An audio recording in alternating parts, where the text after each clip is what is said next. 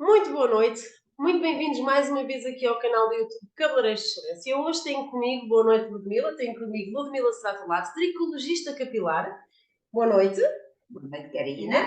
Boa noite a todos. Então hoje nós vamos falar sobre alopécias cicatriciais, alopécias não cicatriciais. Ludmila, o que é uma alopécia? Vamos começar com esta pergunta. O que é uma alopécia? Karina e todos nós. Alopecia, vamos começar para perceber melhor para a origem desta palavra. O que é alopecia? Alopecia vem de grego, que significa, de grego que é alopex, que significa raposa. Mas, no geral, é uma doença que provoca queda de cabelo ou de pelos corporais, no geral. Mas por que a raposa? Porque a raposa tem este ciclo de pelo e eles ainda como não tiveram descoberto o que é, eles puseram este nome. E a alopecia, como é uma doença que provoca queda de cabelo e dos pelos, ela se manifesta de modo temporário ou de modo geral definitivo.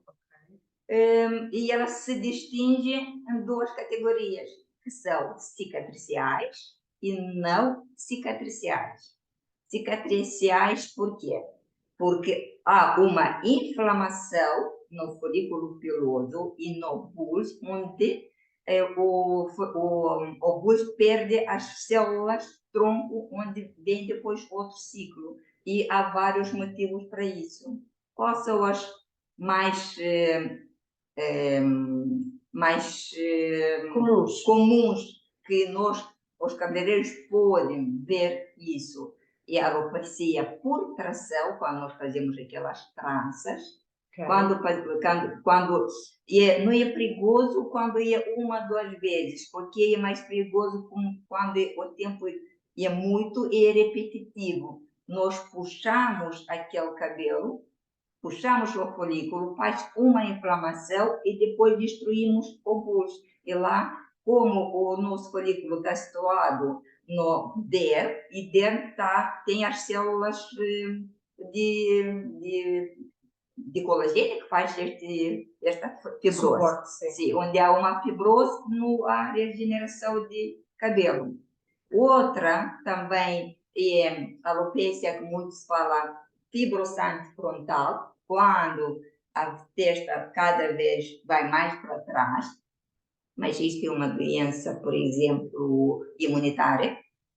Ok? Isto tem que ser tratada com um médico, mas um cabeleireiro como pode distinguir isso? E ela vendo que o cabelo vai para trás, ela pode avisar a sua cliente para ir a um dermatologista ou um tricologista para tratar.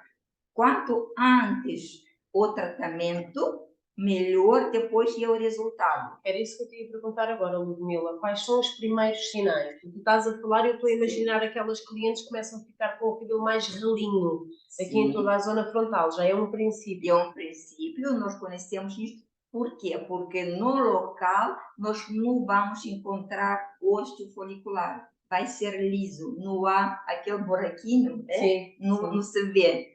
Numa alopecia não cicatriciais, nós sempre vamos encontrar um folículo lá, que é nógeno, que não há pelo, mas há folículo. Mas no cicatricial não vamos encontrar esta diferença. É diferencial para isso. Depois nós temos também a tricotilomania, uma doença também que é cicatricial.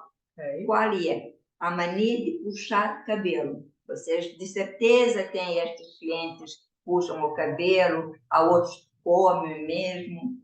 Também é uma... Sim, isto nós encontramos porque até há pouco tempo eu tive uma cliente, aí eles não sabem, ele quando deu por elas, e uma doença psicológica, sim? Então elas puxam, mas já se vê com o cabelo na mão. Okay. Eles não se dão conta que estou a fazer estes movimentos. Também no salão nós podemos diferenciar isso o cabelo, no cor cabeludo, se vai notar que é mais curto, que é partido. Ok. Em vários locais. Pode ser só um, pode ser mais locais no cabelo, também pode ser na sobrancelha, que eles arrancam, ou pestanas. Isto é uma doença cicatricial, pode se tornar cicatricial, mas é de tipo nervoso, de tipo psiquiátrico. Eles têm que tratar isto com o médico. Também podem aconselhar ir para o médico. Depois há outras doenças que são lúpus, toda a gente se calhar ouviram sobre estas doenças que também formam cicatriz. Há outras doenças cicatriciais que eles são muitos, vários. Mas no cabeleireiro, nós notando pelo menos estas e aconselhar os nossos clientes para ir a uma consulta dermatológica já é muito favorável para os nossos clientes, pacientes. De resto, não sei, queres mais algumas perguntas? Pronto, mais formas de nós distinguirmos o que é uma alopécia cicatricial. E assim, nós quando perdemos o folículo, no folículo piloso, nós temos armazenamento, que é aquela protuberância, que é o bulbo, não há células para fazer uma comunicação celular com papila adêmica para criar outro fio e não há crescimento mais. Há uma fibrose. Onde há fibrose, não há crescimento. Por exemplo, há outros tipos, por exemplo, que é uma queimadura com químicos, ou por água quente, ou por químicos dissolventes, ou permanentes, descolorações. Isto também acontece muitas vezes, mas isto não depende de folículo, isto foi mesmo queimado a parte externa de pele, onde destruiu o bulbo e o folículo em si. Mas também se considera uma doença, uma alopécia cicatricial. Sim. E depois temos as alopécias não cicatriciais. Quais são, Ludmila? E agora? As não cicatriciais são todas as quedas que nós encontramos no salão. Mas há vários modos ou várias causas. Pode ser genética, pode ser imunitária, pode ser inflamatória. Por exemplo, dentro destas alopécias não cicatriciais, e a alopécia androgenética, e é o feminina e masculina, e a alopecia areata, aquelas peladas. Queres-nos falar um pouquinho disso? Porque a mim aconteceu, eu vou partilhar, vocês sabem que eu adoro falar, não é? Estou aqui com o termo de calado. Porque uma vez aconteceu uma cliente chegar aqui, ela não tinha dado conta, ela tinha uma alopécia do tamanho de uma moeda de €1 aqui no lateral. Ela não fazia ideia ao porquê, depois ela resolveu e tratou e ficou tudo bem. Mas acontece porquê? É só uma causa nervosa ou pode ter mais causas? Este tipo de queda? Isto é uma causa nervosa, de stress, mas também é imunitária. Por quê? Porque o que acontece? As células que nos defendem, as imunitárias, e elas são confundidas e atacam estes folículos como invasores. E, em lugar de proteger, eles atacam. Mas por que isso acontece? Por motivo de estresse. Okay. Também. Agora, nós quando uma queda anormal também é quando nós temos estresse. O que acontece? O nosso folículo piloso é abraçado de uma rede de terminações nervosas. O que faz terminações nervosas? O que faz estresse? Elimina cortisol. Sim? O cortisol é muito prejudicial para o nosso folículo piloso. Por isso, e esta queda é o alopecia é um eflúvio telógeno que ele se divide em crônico ou se divide em agudo. Qual é a diferença de um e do outro? Agudo e crônico. Agudo, quando, por exemplo, a queda se mantém até 6 meses de duração, a literatura onde está escrita até a 11, mas tudo que passa de 6 ou 11 meses já passa pelo crônico. Aqui temos muito cuidado com isso, porque há tratamentos eficazes para destacar tratar estas quedas. E causas são várias, pode ser pós-parto, pode ser gravidez, pode ser mala alimentação, insuficiência de hormonal também. Sim. Por exemplo, uma pessoa que faz uma bariátrica, de certeza que depois de 3 meses vai ter uma queda grave, com eflúvio telógeno. Mas também temos eflúvio anágeno, que é uma interrupção de mitocélular no local para produzir o cabelo. E depois de 2, 3 semanas, nós temos uma queda enorme. E isto acontece em casos de quimioterapia, em casos de doenças de cancro. E é uma interrupção celular. E por isso, mas também há tratamentos. Por quê? Porque ele volta a crescer. Isto é só introduzido através de medicamento, daquele químico, que ele vai destruindo as células de câncer, mas também vai atacar as células de cabelo. Como ele é um anexo, como nós sempre dizemos, ele vai ser sempre o primeiro a sofrer. Ok, exatamente. O nosso corpo, nós já falámos disto, mas podem estar a assistir pessoas que nunca tenham visto. O nosso corpo considera o nosso cabelo um anexo. O que é que isto significa, Ludmila? Um anexo, o que isto significa? Tem estes anexos que é o folículo piloso, o que isto que ele, em último lugar, vai ser alimentado de tudo que nós ingerimos para o nosso corpo. Sim. Ou seja, o nosso corpo vai distribuir para os órgãos principais. O cabelo e o pelo, como é um anexo, não envia os nutrientes e aquilo que são necessários para a real. Agora, Ludmila, eu tenho mais uma pergunta para ti. Sim. A nível de tratamentos para quedas cicatriciais e não cicatriciais, porque, por exemplo, tu, como especialista, tricologista capilar, tu tens acesso e fazes um certo tipo de tratamentos que nós, profissionais, no comum, não fazemos. Certo? Portanto, o que é que funciona, o que é que não funciona, o que é que nós podemos fazer além da loção, da ampola?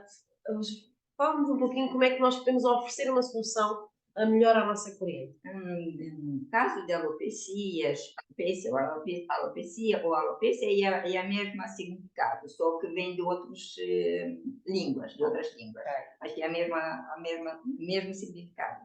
Então, alopecias cicatriciais, nós não podemos fazer muitas coisas nos salões. Por quê? Porque isto é um assunto médico. Vocês podem distinguir pelo facto que a pele é mais branquinha, não tem osso folicular, e vocês podem encaminhar para um dermatologista ou para um tricologista para fazer algum tratamento. Mais rápido possível se vai detectar a doença, mais rápido possível se pode fazer um tratamento para não deixar este folículo piloso fazer uma fibrose.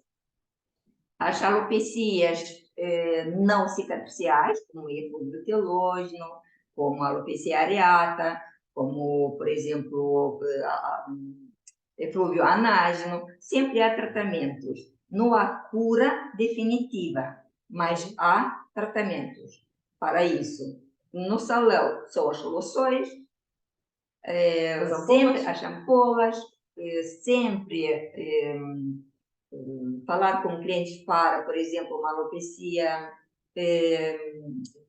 androgenética, ela vai sempre com uma oleosidade excessiva, porque os hormônios vão induzir a glândula sebácea a produzir também mais oleosidade, para lavar mais vezes, com shampoos adelgados, loções adelgados, para fortificar os cabelos. Sempre nos salões há estes meios de ajudar, mas também há eletroterapias, que é alta frequência, sim, que é o laser. Falamos um pouquinho dos tratamentos, porque eu acredito que há vários profissionais que estão cada vez mais em busca de se especializarem na parte da tricologia.